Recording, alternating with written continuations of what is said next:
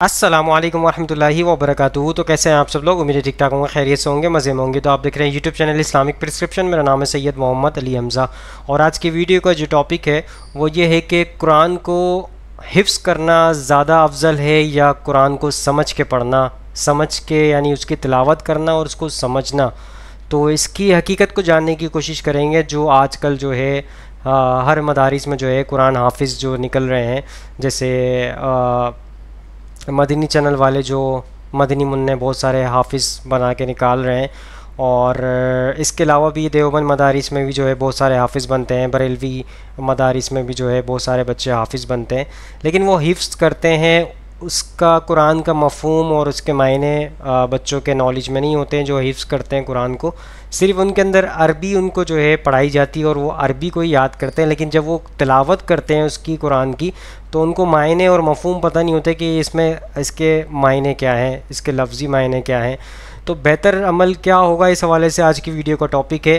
قرآن بچے کو قرآن حافظ بنائیں یا قرآن کو سمجھنے کے لیے عربی سکھائیں، یا کیا معاملات کرنے چاہیے؟ تو آج کی ویڈیو میں آپ اس چیز کو جو ہے کھولنے کی کوشش کریں گے، علماء کرام کی رائے بھی لیں گے اس حوالے سے، کیا عمل بہتر رہے گا، افضل عمل کون سا ہے۔ تو چلیے علماء کرام کی رائے کی طرف چلتے ہیں۔ ویڈیو کو پورا اینڈ تک دیکھیے گا، بیچ میں مس نہیں کرے گا، تاکہ جو ہے کوئی بھی چیز آپ سے مس نہ ہو۔ تو چلیں ٹاپک کی طرف چلتے ہیں۔ سب سے پہلے مفتی طارق موسیٰ صاحب کا موقف لیتے ہیں اس حوالے سے، وہ کیا کہتے ہیں۔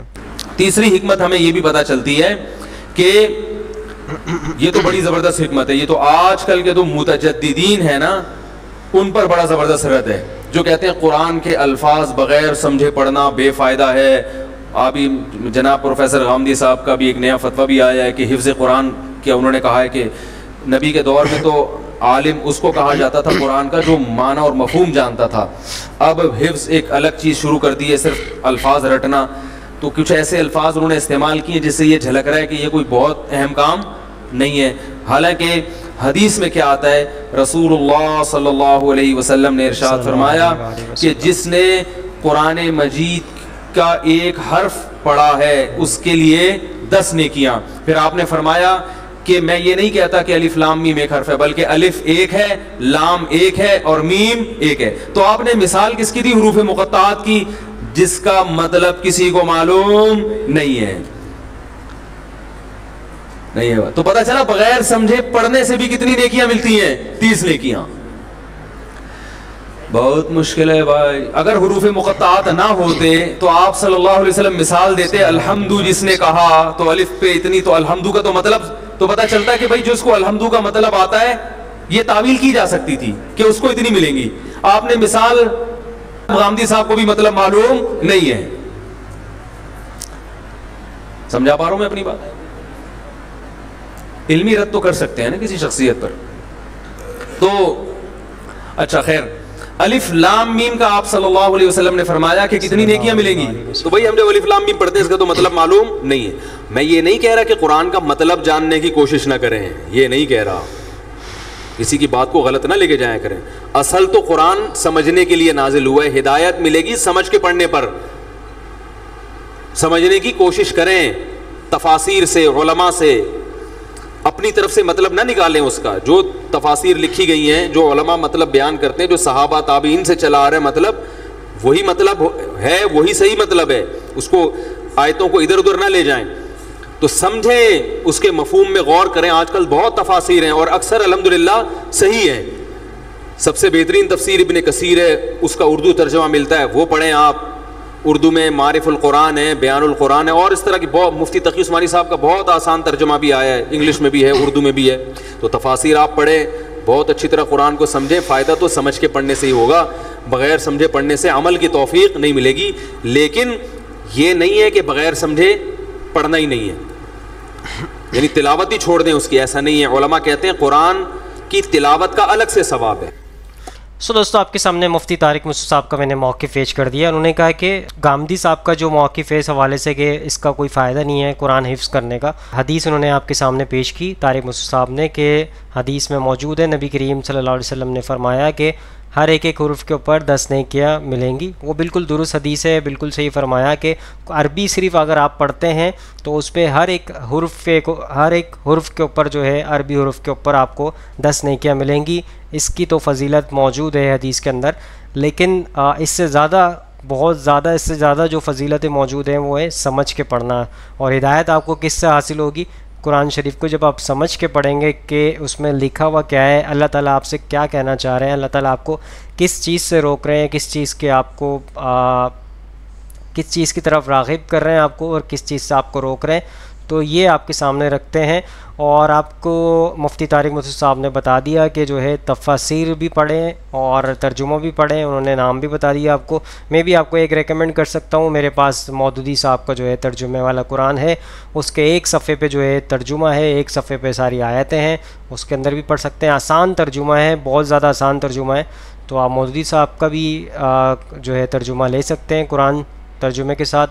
باقی آپ جو لینا چاہیں, جو آپ کو آسان لگے, جو آپ کو سمجھ آتا ہو, آپ اس کا ترجمہ لے لیں, کوئی مسئلہ والی بات نہیں ہے. بہرحال آپ کے سامنے انہیں موقف پیش کر دیا. آگے چلتے ہیں, غامدی صاحب کا موقف لیتے ہیں اس حوالے سے, وہ کیا کہتے ہیں. قرآن ترجمے کے بغیر پڑھنے کا کیا فائدہ ہے؟ کوئی فائدہ نہیں؟ یقیناً کوئی فائدہ نہیں ہے. اس کی وجہ یہ ہے کہ قرآن مجید اللہ تعالیٰ کی کتاب ہے, اور اس لیے نازل کی گئی ہے کہ لوگ اس کی آیتوں پر غور کریں اور اس سے نصیحت حاصل کریں. یہ میں نہیں کہہ رہا, یہ خود قرآن مجید نے اپنے الفاظ میں بیان کر دیا ہے. قرآن مجید میں اللہ تعالیٰ کا ارشاد ہے, کتاب انزلناہ مبارک لیدبروا آیاتہ ولیتذکر اولو الالباب, کہ یہ بابرکت کتاب ہم نے اس لیے نازل کی ہے کہ لوگ اس کی آیتوں پر غور کریں اور عقل والے اس سے نصیحت حاصل کریں. تو اگر کسی آدمی نے قرآن مجید کو سمجھ کر نہیں پڑھا, یا اس کا ترجمہ نہیں سیکھا, یا اس کو کسی صاحب علم کی مدد سے نہیں سمجھا اور محض الفاظ دہرا دیے ہیں, تو اس نے تو قرآن مجید کے مقصد ہی کو پورا نہیں کیا. یعنی قرآن مجید نازل ہی اس لیے کیا گیا ہے کہ لوگ اس سے سبق حاصل کریں, نصیحت حاصل کریں, اس کو اپنے مذہبی معاملات میں حکم مانیں, اس کو آخری اتھارٹی مانیں, اور جب کبھی کوئی اختلاف ہو تو اس کے فیصلے کے لیے اس کی طرف رجوع کریں. تو اگر آپ قرآن سے یہ کام نہیں لیں گے تو پھر تو کوئی چیز بھی نہیں. دوستو آپ کے سامنے میں نے جاوید احمد غامدی صاحب کا میں نے موقف آپ کے سامنے رکھ دیا. اس حوالے سے انہوں نے کہا کہ اگر آپ عربی پڑھتے ہیں تو اس کا آپ کو کوئی بھی فائدہ نہیں ہوگا, اور کیونکہ آپ کو پتہ نہیں ہے کہ اس کے معنی, آپ اس کے ترجمہ نہیں پڑھتے ہیں, اس کی جو ہے اس کو سمجھتے نہیں ہے کہ اس میں قانون کیا ہے, اللہ تعالیٰ آپ سے کیا کہہ رہے ہیں. اور جو مقصد تھا قرآن کا, وہ مقصد یہی تھا کہ لوگ جو ہے اس سے ہدایت حاصل کریں اور اس کی آیتوں کے اوپر غور کریں اور اس کو سمجھیں, تو اس کے اندر اپنی جو ہے لائف کو قرآن کے مطابق کریں اور اس پہ عمل پیرا ہو جائیں. تو یہ مقصد تھا قرآن شریف کے نازل ہونے کا اور اس کے اوپر چلنے کا. تو یہ آپ کے سامنے میں نے موقف پیش کر دیا غامدی صاحب کا. آگے چلتے ہیں, ڈاکٹر اسرار احمد صاحب کیا کہتے ہیں اس حوالے سے, ان کا بھی موقف لے لیتے ہیں. میں نے اپنے چھوٹے بیٹے کو حافظ قرآن بنانے کا ارادہ کیا ہوا ہے, مگر ٹیلی ویژن پر سوالات کے پروگرام میں ایک عالم دین نے بتایا کہ قرآن کو حفظ کرنا ایک نفل عبادت ہے, جبکہ اس کو سمجھنا زیادہ افضل ہے. یہ سن کر میرا جذبہ ذرا سٹ پڑا ہے. آپ کا اس بارے میں کیا خیال ہے کہ یہ آپ ٹھیک ہے؟ کیا حفظ قرآن کی اتنی اہمیت نہیں ہے؟ جو بات انہوں نے کہی ہے وہ صحیح کہی ہے کہ اصل شے تو ہے قرآن مجید کا سمجھنا. حفظ قرآن جو ہے ایک اضافی, ایک نفل شے ہے. فرض تو ظاہر باتیں نہیں ہے, قطعاً نہیں ہے فرض, تو کوئی بھی شخص نہیں کہتا کہ فرض ہے یہ, لیکن جو اس کے درجے مقرر کر دیے گئے ہیں اس میں بڑی مغالطے والی بات ہے. اس لیے کہ حضور کے زمانے میں حافظ وہ کہلاتا تھا. میرا جو کتاب چاہے مسلمانوں پر قرآن مجید کے حقوق, اس میں میں نے وہ حدیث بھی درج کی ہوئی ہے, صحابہ کا قول, کہ ہم حافظ اس کو سمجھتے تھے کہ جس کے ایک تو حفظ قرآن اس کے ذہن میں محافظے میں موجود ہوتا تھا, قرآن کا علم اس کے دماغ میں محفوظ ہوتا تھا, قرآن کا عمل اس کے پورے وجود میں محفوظ ہوتا تھا, وہ حافظ کہلاتا تھا. اب یہ صرف الفاظ یاد ہیں, نہ اس کا مفہوم پتہ ہے. وہ تو جیسے ٹیپ چل رہی ہے, اس ٹیپ کو کیا پتا کہ میرے اوپر کیا لکھا ہوا ہے, وہ لکھا ہوا ہے, دوسرے سن رہے ہیں, سن لیں. یہ تو حفظ نہیں ہے, یہ تو ہمارے ہاں بس ایک رواج پڑ گیا ہے. اور بہرحال ایک زمانے میں اس کی اہمیت بھی تھی کہ قرآن مجید کی حفاظت کا ذریعہ اللہ نے اس کو بنایا, اس لیے کہ اگر اس وقت لکھنے لکھانے کا اور کتب خانے اور چھاپے خانے اور یہ اور وہ اور ٹیپس اور آڈیوز وہ تھے نہیں, تو اس لیے اس کی جو اہمیت پہلے تھی اب وہ رہی بھی نہیں ہے. البتہ البتہ یہ ہے کہ اگر آدمی یاد کرے اور جتنا زیادہ یاد کرے گا اتنا ہی اس کے پاس ایک دولت ہے، خزانہ ہے۔ البتہ اصولی طور پر جن صاحب نے وہ بات کہی ہے، میں نہیں جانتا جس نے کہی ہے، صحیح کہی ہے کہ قرآن مجید کا حفظ ایک نفلی عبادت ہے، اس کا سمجھنا یہ ہمارے لیے فرض ہے، اصل شے فرض سمجھنا ہے۔ دوستوں آپ کے سامنے ڈاکٹر اسرار احمد صاحب کا میں نے موقف پیش کر دیا۔ انہوں نے آپ کے سامنے موقف رکھا ہے کہ قرآن کو حفظ کرنا ایک نفلی عبادت ہے، اور فرض تو یہ ہے کہ اس کو سمجھ کے پڑھا جائے، تو یہ فرض ہے۔ تو نفلی عبادت جو ہے، آپ اگر قرآن حافظ بناتے ہیں اپنے بچوں کو، تو اس حوالے سے جو ہے یہ نفلی عبادت ہے۔ اس کے اندر یہ کر لینا چاہیے آپ کو کہ قرآن حفظ کرائیں، اس کے ساتھ ساتھ اس کا ترجمہ بھی اس کو یاد کرایا جائے، تاکہ جو وہ پڑھے عربی میں تو اس کو اردو ذہن میں اس کا ترجمہ آتا چلا جائے، تاکہ اس کو سمجھ آتا چلا جائے میں جو پڑھ رہا ہوں میں یہ پڑھ رہا ہوں، کیونکہ آپ کو پتہ ہے کہ بچوں کو پتہ نہیں ہوتا میں کیا پڑھ رہا ہوں۔ تو اسی حوالے سے جو ہے یہ موقف آپ کے سامنے انہوں نے رکھ دیا ہے ڈاکٹر اسرار احمد صاحب نے، اور بہت اچھا بہترین موقف رکھا ہے کہ بچہ جو پڑھ رہا ہوتا ہے، جیسے ٹیپ ریکارڈر کی انہوں نے مثال دی کہ ٹیپ میں جو چل رہا ہوتا ہے، ٹیپ کو نہیں پتہ کیا چل رہا ہے، اسی طریقے سے بچہ جو اس کے ذہن میں ہے تو اس کے ذہن میں قرآن ہونا چاہیے، اس کے اصول ہونے چاہیے، اس پہ عمل پیرا ہونا چاہیے انسان کو۔ تو یہ قرآن کا مقصد بھی تھا، اور انہوں نے آپ کے سامنے حدیث بھی پیش کی اس حوالے سے، جو صحابہ کرام کے دور میں جو جس کو حافظ سمجھا جاتا تھا، جس کو حافظ مانا جاتا تھا، وہ جو ہے اس کا مفہوم بھی جانتا تھا، اس کے معنی بھی اس کو پتہ ہوتے تھے، اس کے اصولوں پہ بھی چلتا تھا، تو یہ اس کو حافظ کہا جاتا تھا۔ اور آپ کو پتہ ہے نبی کریم صلی اللہ علیہ وسلم کے دور میں جب وحی نازل ہوا کرتی تھی تو آیتیں پیش ہوا کرتی تھی، تو اس وقت کوئی لکھنے کی مطلب بہت کم ہی جو ہے وہ چیزیں ملا کرتی تھی، کوئی لکڑیوں پہ کوئی پتوں پہ لکھا جاتا تھا، تو اس کو زیادہ زیادہ یاد کر لیا کرتے تھے صحابہ کرام، جو ہے یاد کیا کرتے تھے، کیونکہ اس وقت بہت ضرورت تھی اس چیز کی۔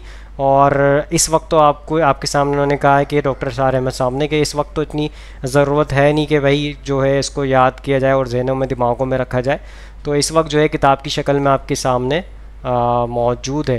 تو اس حوالے سے بہرحال آپ کے سامنے موقف پیش کر دیا۔ لاسٹ موقف کی طرف چلتے ہیں، انجینئر محمد علی مرزا صاحب کا موقف لیتے ہیں، وہ کیا کہتے ہیں اس حوالے سے۔ اور یہ حافظ قرآن کے بارے میں بھی وہ جعلی باتیں مشہور کر دی ہیں جی، بس حافظ تو اتنے بندے لے کے جائے گا، کتنے لے کے جائے گا؟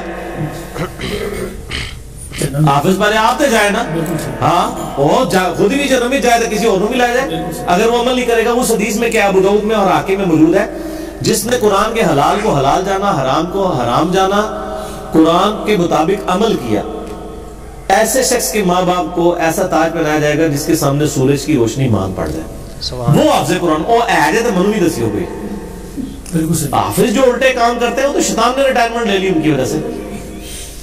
آپ دیکھیں مدرسے میں جو کچھ کرتے ہیں سب وہ تو ہم نہیں بتاتے، وہ تو پتہ ہے سب کو۔ مدرسے سے باہر نکل کے جو گول کھلاتے ہیں، آپ دیکھ لیں جتنا بھی ادھم مچایا ہوا ہے نا ان دنیا کے اندر، وہ زیادہ تر حافظ ہی ہیں۔ آپ یہ حافظ قرآن بھی تھی، اور اچھا وہ نام کی ہوتے ہیں، آپ ان سے قرآن سنیں تو قرآن کو نہیں آتا ہوتا۔ حافظ قرآن کو سب سے بڑی بات ہے کہ جتنے حافظ قرآن ہیں کہ ان کو ترجمہ آتا ہے قرآن کو نہیں آتا، تو پھر کس چیز کی کر رہے ہیں؟ یہ الفاظ بھی 90% کو نہیں آتی، الفاظ بھی غلط پڑھ رہے ہوتے ہیں، بالکل صحیح کہہ رہے ہیں۔ تجوید سے اگر سکھا بھی دیا، آپ چیک کر لیں اس دفعہ جتنے تراویح میں قرآن پڑھ کے نکلے ہیں یا اگلی رمضان میں، ان سے ذرا پوچھیں قرآن کا مطلب کیا ہے، کیا آپ نے پڑھا آج؟ وہ تو ان کو تو یہ پتہ ہی نہیں چلتا کہ ہم نے کس وقت قیام کرنا ہے، کس وقت رکوع کرنا ہے، آدھی آیات چھوڑ دیتے ہیں۔ میں آپ کو بتا رہا ہوں، میں ایک دو بدیوں کی مسجد میں فجر کی نماز یعنی پڑھتا ہوں نا، وہ آپ کو پتا ہے ٹیپیکل حنفیوں نے چند ایک آیات یاد کی ہوئی ہوتی ہیں۔ آپ اگر ایک ہفتہ ایک مسجد میں نماز پڑھیں نا، اگلے ہفتے وہی آیات ریپیٹ ہوں گے، کوئی بیچ میں سے نہیں پڑھتے۔ یہاں پہ ایک آیا بھی امام صاحب ایک اہل حدیث مسجد میں پورے سال میں قرآن مکمل کرتے ہیں، پھر ڈیفرنٹ آیات لے کے چلتے ہیں۔ اچھا وہ ہر دفعہ نا یہ آیت پڑھتا تھا جی، سورہ البقرہ کی آیت نمبر 159، ان الذين يكتمون ما انزلنا من البينات والهدى من بعد ما بيناه للناس في الكتاب اولئك يلعنهم الله ويلعنهم اللاعنون۔ بے شک جو لوگ چھپا لیتے ہیں ہدایت کی روشن دلائل میں سے جو ہم نے نازل کی ہیں اور ان کو کتاب میں بیان کر دیے بعد اس کے کہ ہم نے لوگوں کے لیے ان کو بیان کیا، ایسے لوگوں پر اللہ کی لعنت اور تمام لعنت کرنے والوں کی لعنت۔ یہ لعنت بھیج کے نا وہ اللہ اکبر کر کے رکوع میں چلا جاتا تھا۔ حالانکہ بات کنکلوڈ ہوئی ہے، ساتھ کیا ہے الا الذین تابوا، یعنی لا الہ پڑھ کے وہ رکوع میں الا اللہ نہیں پڑھتا تھا، इल्लल्लज़ीना ताबू, हाँ मगर जो तौबा कर ले, वह अस्लहू और अपनी इस्लाह कर ले, वह बय्यनू और वो बयान कर दे जो उन्होंने छुपाया हुआ था, फ़उलाइका अतूबु अलैहिम व अना तव्वाबुर रहीम, तो ऐसों की तौबा कबूल अल्लाह ताला करेगा और मैं तौबा कबूल करने वाला हूँ। वो हमेशा लानते भेज के, हर तीसरी फजर के अंदर लानते भेज के ना तो वो रुकू में चला जाता था। ठीक है, मैंने एक दिन इरादा किया, मैं इसको कहूँ यार ये एक आयत साथ आगे पढ़ लो, इल्लल्लज़ीना ताबू भी है, वो अल्लाह की तरफ से करामत हुई कि उस दिन उसने वो पूरी पढ़ी, उसके बाद से अभी तक वो पूरी पढ़ रहा है। तो मैंने ये नजर रखी होती है। अगले दिन में वो सूरह यूसुफ एक बंदा पढ़ रहा था, वो बड़ा यानी लुत्फ आ रहा था, मैं तो समझ आ रही थी ना, अजीब ही जगह जाके तो उसने रोक दी। मैं कारी साहब तुसी ते आलिम भी हो, खुदा दा ना है, सूरह यूसुफ शुरू की थी, वो किधरे कोई एक एपिसोड पे खत्म करना सी ना होता, यानी किस्त भी खत्म होनी चाहिए ना कहीं पे, यानी आधी बात तो उन्होंने उचक ली जाए। अच्छा उनको भी पता है कि लोग वैसे ही पीछे खड़े हैं, कोई साढ़े वर्गे भी दरवेश होते हैं जिनको जो एंजॉय कर रहे होते हैं कि कुरान पढ़ा जा रहा है और समझ आ रही है क्या बात हो रही है। आप वैसे कुरान सुनना शुरू करें ना, उतना टेस्ट फील नहीं होता जो आप नमाज में सुनते हैं। ठीक बात है। इसलिए कुरान पाक में आया ना कि कुरान पाक फजर की नमाज जो है ना वो कुरान के साथ कहा गया कि कुरान पाक को फजर के साथ लेट किया कि वो फरिश्तों की हाजिरी का वक्त है। अक़िमिस्सलात लिदुलूकी शम्सी इला गसक़िल लैल वल कुरआनुल फज्र, फजर की नमाज कुरान के साथ है। सब नबी अलैहिस्सलाम की फजर की नमाज तकरीबन 40 से 50 मिनट की होती थी। सर वो जो सूरतें पढ़ते थे तो फिर ज़रा पीछे जब साहबा सुनते तो उनमें बिजली भरी गई है ना, फिर उन्हीं की जुबान उनको समझ आ रही है। ये तो आपने सिर्फ एक जुमले ही बोले हुए ना जी, जब मेरी ख्वाहिश होती है कि मैं अल्लाह से बातें करूं तो मैं नमाज पढ़ लेता हूं, जब ये ख्वाहिश होती है कि अल्लाह मुझसे बातें करे तो मैं कुरान पढ़ लेता हूं। अल्लाह ने कितों तो गल्ला कर दी, तुम पढ़ भी लो तो पता ही नहीं कि मैं गल्ला करता है, वो गल्ला कर रहे हैं। वो इंज ही है गल तुहाडे नाल कि ऐसे कोई बाहर से बंदा कोई फ्रेंच आ जाए और फ्रेंच के अंदर बोलना शुरू कर दे, भावें तो गाला भी कटे ना तो पता नहीं लगनी उन्हें क्या है। इसलिए वो अरबी तो गालियां भी निकाले तो मेरा पाकिस्तानी को तो नहीं पता चलेगा। बिल्कुल सही। वो लतीफा बनया ना, जो भी कहते साकू कुरान ही पढ़ता सी, साढ़े को ही पता लगता है कुरान। मैं आपको बताऊं हमारे यहाँ पे एक मस्जिद में ना एक कारी साहब ने अपना एक स्टूडेंट ना, नई नई मस्जिद बनी वहां पे, वो स्टूडेंट छोड़ दिया ना उन्होंने कुरान पढ़ाने के लिए। अब वो सारे लोग खुश हैं कि जी वो कुरान पढ़ा जा रहा है। पहले सूरतों में होता था सर, उसने 15 रोजे एक सूरत में टपाए हैं, कभी इधर से शुरू की कभी उधर से, उसको कुरान आता ही नहीं था। वो तो उसका उस्ताद जब पहुंचा ना उसने कहा यार ये तू हाले तक किसी सूरत तक है, वो पता चला जनाब वो पढ़ यही रहा सी, कदे अगू कदे पिछू कदे अगू, ये बड़े बड़े बीच में डाच कर जाते हैं। अक्सर तो सामे नहीं खड़े किए होते पीछे, और सामों पे भी नाराज होते हैं कि गलती नहीं निकालनी। अब तो जरा मॉडर्न दौर आ गया ना कि एयर फ्लाइट मोड में लगा के लोगों ने वो स्मार्टफोन पीछे उठाए हुए, इसलिए बड़ी मुसीबत बन गई अब इनके लिए। ऐसे ही है, हाँ बिल्कुल ऐसे ही। अब नहीं है उस तरह कर सकते, या अगर फिर को बिल्कुल बोले लोग हैं वो कर भी जाए तो वो बताएंगे नहीं कि सर ये क्या किया बीच में छोड़ दिया। तो अब थोड़ा ट्रेंड सेट हुआ है कि लोग कुरान जहाँ पे सही पढ़ा जाता है वहीं पे जाके यानी तिलावत सुनते हैं। तो कुरान बहुत ज्यादा पढ़ी जाने वाली किताब है, काश ये समझ के पढ़ी जाए तो चेंज आ जाए। सो दोस्तों सारे स्कॉलर्स का आपके सामने मैंने मौक़िफ़ पेश कर दिया इस हवाले से। कुरान को जो है हिफ्ज़ करना एक नफली इबादत है और इसको समझ के पढ़ना और इस पे अमल पैरा होना ये फ़र्ज़ है हर मुसलमान के लिए। तो आप, मैं ये हरगिज़ नहीं कह रहा कि आप जो है कुरान हाफिज़ ना बनाएं बच्चों को, बिल्कुल कुरान हाफिज़ बनाएं आप बच्चों को, लेकिन उसके साथ साथ आप तर्जुमे को भी उस बच्चे को याद करवाएं ताकि वो तर्जुमे के साथ साथ आयत याद करता रहेगा, उसके जहन में बैठती चली जाएंगी और जो है उसके जहन में ये होगा कि भाई उसको पता होगा मतलब मायने। क्योंकि आजकल जितने भी बच्चे मदारिस से कुरान हाफिज़ बन रहे हैं और जो है उनको पता नहीं होता कि वो पढ़ क्या रहे हैं, तो कुरान को आप तर्जुमे से पढ़ें। और जो कुरान हाफिज़ नहीं भी हैं, जो कुरान की तिलावत करते हैं, वो कुरान को समझ के पढ़ें ताकि उनको पता चले कि अल्लाह ताला आपसे क्या बात कर रहे हैं, अल्लाह ताला आपसे क्या कहना चाह रहे हैं, किस चीज़ से आपको मना कर रहे हैं, किस चीज़ के आपको तलकीन दिला रहे हैं, क्या आपने अमल करना है क्या नहीं करना है। इस्लाम के कानून, कुरान के कानून पे आपने अमल पैरा होना है। तो इस चीज़ को आप फोकस रखें। और मैं ये नहीं कह रहा कि आप अरबी जो है पढ़ने का आपको कोई फ़ायदा नहीं है, अरबी पढ़ने पे आपको हर एक हर्फ के ऊपर जो है आपको 10 नेकियां मिलती हैं। तो अरबी भी आप पढ़ सकते हैं, लेकिन अरबी के साथ साथ आप तर्जुमा भी पढ़ेंगे तो आपको समझ आएगी। تو آئی ہوپ آج کی ویڈیو آپ سب کو سمجھ آئی ہوگی, پسند آئی ہوگی. اس ویڈیو کو زیادہ سے زیادہ لوگوں تک شیئر کریں تاکہ حق بات لوگوں تک پہنچے اور آپ بھی صدقے جاریہ میں شامل ہو جائیں. انشاءاللہ نیکسٹ ویڈیو میں ملاقات ہوگی. یہاں پہ دیجیے اجازت, دعا میں یاد رکھیے گا, اپنا خیال رکھیے گا. اللہ حافظ, فی امان اللہ. اے خدا جس نے کی جستجو مل گیا اس کا تو سب کا تو